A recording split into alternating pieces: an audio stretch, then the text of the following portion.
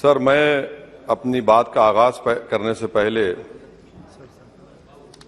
एक शेर पढ़ना चाहूंगा जिससे जम्मू कश्मीर की आवाम के उनके जज्बात और उनकी तकालीफ की अक्कासी इस ऐवान में हो सकेगी। शायर ने कहा कि आज वो कश्मीर है महकूम व मजबूर व फकीर, कल जिसे अहले नजर कहते थे ईरान सगीर, सिनाए अफलाक से उठी है आहसोज नाक, मर्द हक होता है जब मरूब व सुल्तान व अमीर, कह रहा है दास्तान बयादारी आयाम की, कोह के दामन में वो गम खाने दे खाने पीर।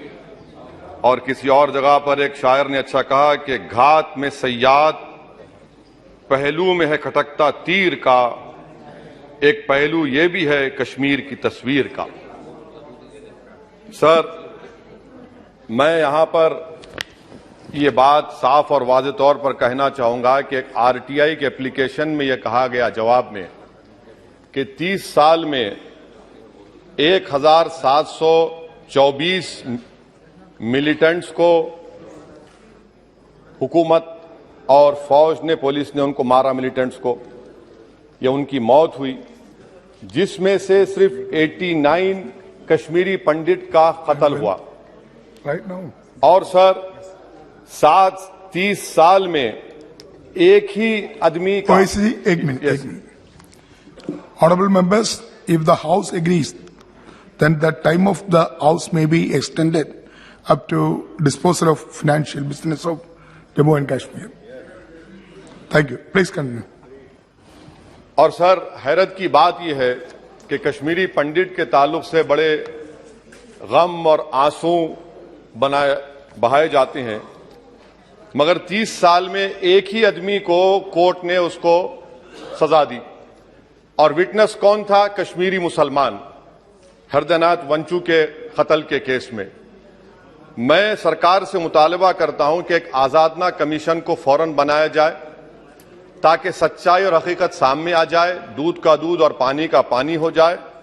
और हैरत अफसोस इस बात का है कि 1500 नॉन पंडित हिंदुओं का भी कत्ल हुआ मिलिटेंट्स की तरफ से, मगर उनके बारे में कोई आंसू नहीं बहाया जाता, उनके बारे में कोई पिक्चर नहीं बनती अपनी जेब गर्म करने के लिए। सर, दूसरी बात यह है कि जो बात यहां पर सरकार की तरफ से कही गई कि जो डिलिमिटेशन हुआ, असेंबली और पार्लिमानी हलकों की जो हदबंदी की गई, वो बड़ा ही साफ सुथरे तरीके से किया गया। कितना साफ सुथरा था देखिए सर, अनंतनाग को उन्होंने मिला दिया पूंछ और राजौरी से।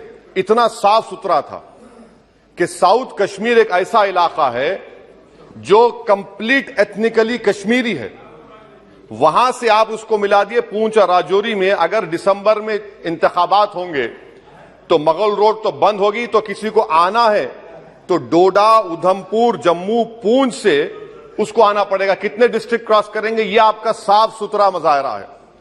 तीसरी बात यह है कि सर, मैं मोहतरमा फाइनेंस मिनिस्टर साहिबा जब जवाब देंगे, वो उस ऐवान के जरिए पूरे मुल्क को बता दें कि आपने दफा 370 को, आर्टिकल 370 को हटाने के बाद आपने कहा था कि हर मर्ज का इलाज हो जाएगा। मर्ज का इलाज नहीं हुआ, मर्ज बढ़ गया। जो मर्ज नहीं था पहले, वो मर्ज बढ़ चुका है। मैं आपके जरिए से मोहतरमा फाइनेंस मिनिस्टर साहिबा से जानना चाहूंगा कि इस ऐवान पर आप रख दें कि कितना एक पैसा इन्वेस्ट हुआ नहीं हुआ। एमओयू की बात मत करिए, कागजात तो बहुत निकलेंगे, मगर एमओयू नहीं बल्कि एक पैसा कितना आपने इन्वेस्ट कश्मीर में करवाया।